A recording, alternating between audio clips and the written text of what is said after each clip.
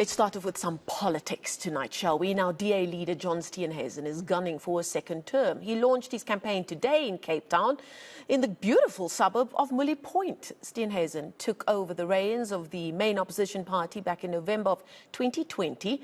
And the DA's National Elective Conference is set for April next year. Steenhuisen joins us now virtually from Cape Town. John, thank you so much for your time this evening. You're early out of the blocks ahead of the campaign. This election only taking place, or process only taking place in April next year. We haven't heard of anybody deciding to stand against you for this.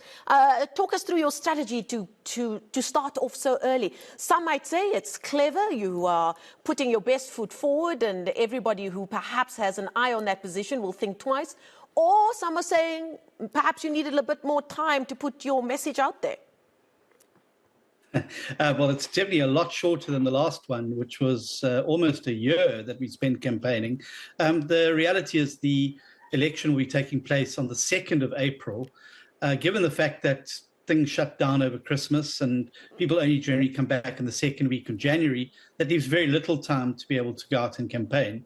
So it decided to launch this side of the year so that work could commence. But also, I think that many people in the media have been asking, are you standing again? Will you be seeking a second term? I think that this allows me to be able to set out very clearly an answer to that question, and the answer is yes. You've said very clearly in your speech today that you want to get the DA back to winning ways. Is that your way of saying that you haven't been winning and you need to make up some ground in the next polls? Well, I think when people look back at where we were when I took over the party, we had gone backwards in an election. We had a leader who had walked off the job. Our banner had been chucked into the ground, and we had dropped to 16% in the polls. I've spent the last 2.5 years together with the committed team of Democrats around the country, picking up the pieces and moving forward to a point where now we're up in the polls again. We're an average of 7% higher in all of the by-elections that we've been fighting. And despite the write-offs that were predicted for the DA and the local government elections, we now have 38 mayors around the country who are DA mayors, and over 20 million citizens live under some form of DA government or another. So I think we've already arrested that decline that had occurred after 2019. The election results of 2021 was a stabilization with some growth. The next election has to be a big growth election for the DA. And it's also going to be an exciting election because it's very clear that for the first time in 75 years, no single party will secure a majority. That means there's everything to play for in 2024, and the DA needs to be at the heart of that battle. John, you admitted today that the party made a mistake in that they went in the direction of what you called racial populism, and you're talking about the DA circa 2019. Was that a big step for you to admit that publicly? And why did you decide to admit it? And what kind of impact is that going to have on the direction that your party is taking from now on? Well, I think it was an admission. It certainly was one of the elements that came out of the independent panel investigation that was commissioned after the 2019 election by the then leader, and identified that the fact that the DA had its principles and values, particularly when it came to things like non-racialism, had become fuzzy, and that in many instances there was a pandering to critical race theory and the like. The DA's recommitment to its core value set and principles that have taken place over the last 2.5 years, mainly headlined by the policy conferences that we've had, our economic justice policy, our economic development policy, policies around housing, beating crime and the like, have all very clearly been rooted in DA values and principles. And I think it's provided the right mooring for the party to be able to be seen not as wobbly blue jelly, but rather as clear blue water between ourselves and our opponents. You've just said that you believe that there's room for growth at the polls. Do you, however, believe that there's room for growth amongst your members? Because many are saying that you've reached your ceiling. Well, every election people say we've reached our ceiling, and we've gone on to prove people wrong every time. I don't think we've reached a ceiling. I think there's a vast pool of voters who may have voted for the governing party in the past, but acknowledge that they've been in an abusive relationship. And like in any abusive relationship, they look for a way to get out of that. We need to obviously set out very, very clearly over the next little while how we can be the way out for those voters.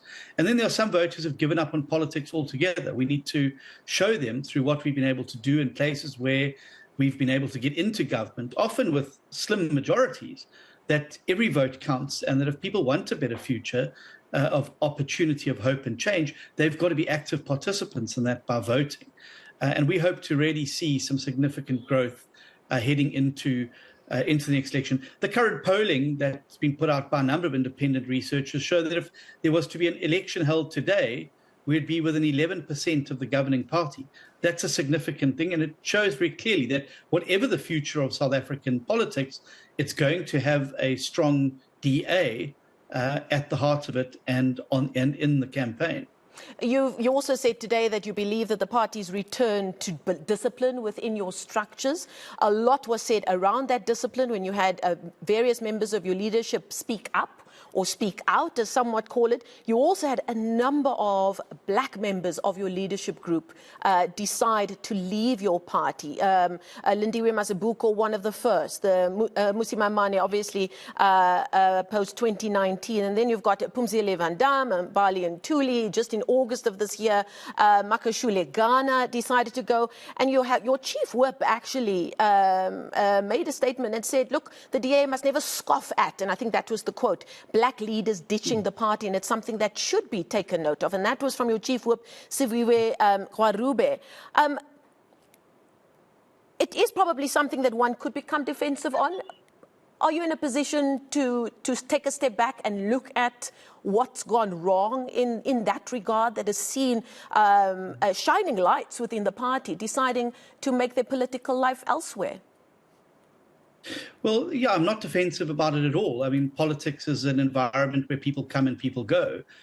Parties around the world change, leaders change, members of parliament change, and people within those parties change. And the fact that we are a political party, we're not immune to that particular thing happening. I would simply say that the values and principles that the party has adopted were adopted with all of those individuals present at the policy conferences, and the like. And so it's not the fact that one individual makes a policy, it's that its policy is something that's done by the party as a whole. And these are the same values and principles today that were around 10 years ago, that form the core of the party. I agree with Siviwe, and I never celebrate when somebody leaves the party. But I also think that sometimes there needs to be a deeper interrogation behind the reason why some of these members have gone, and they're not necessarily the reasons they give to the media. But nonetheless, I mean, people can come and go. The cause endures, the values and principles are there, and the program to providing an alternative to people in South Africa continues. And those people are welcome to use the vehicle or mechanism they feel is best suited to do that. I believe passionately that the DA is the only other vehicle for real meaningful change in South Africa, and that's evidenced by the last election results, it's evidenced by the polling, and it's evidenced by the fact that this party has gone from being a party who many people said was dead after the 2019 election to a vibrant, growing, successful party that's going to be at the heart of the political realignment in South Africa. Okay, we're going to leave it there. Thank you so much for your time this evening. That's John Steenhuisen, the leader of the Democratic Alliance, launching his campaign as he starts looking for or asking for a second term as leader of the Democratic Alliance.